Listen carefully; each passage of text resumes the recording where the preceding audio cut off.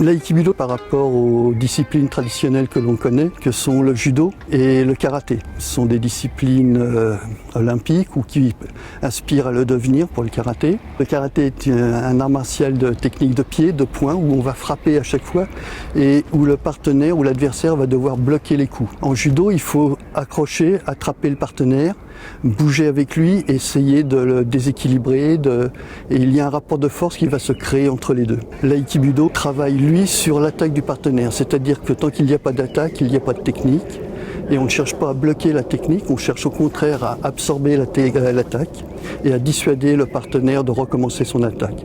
La dissuasion, on la connaît bien, on connaît bien la définition aujourd'hui.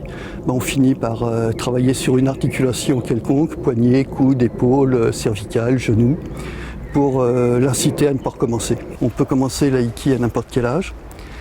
On a des pratiquants qui aujourd'hui ont 60 et plus de 60 ans, 65, 70. L'aïkido, c'est de la patience, c'est du travail, c'est de l'humilité.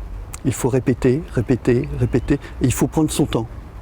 À partir de là, on va progresser, on va travailler tranquillement et on va arriver à avancer dans la pratique. Aujourd'hui, je crois que tout le monde recherche, peut-être encore plus depuis quelques mois, des sports, des disciplines de défense pour assurer sa propre sécurité, etc. Par opposition à d'autres disciplines, l'aïkido est quelque chose qui est facilement abordable, quel que soit son gabarit, quelle que soit sa puissance.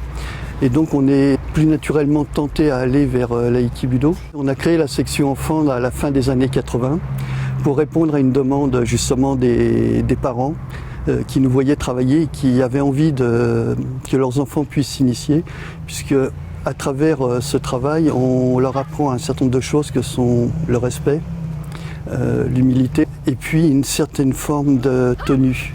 Quand on entre dans le dojo, quand on monte sur le tatami, on n'entre pas et on ne monte pas n'importe comment sur un tatami. L'aïki et les arts martiaux en général, mais l'aïki en particulier, qui est resté très traditionnel, revient à ses sources de respect et d'humilité.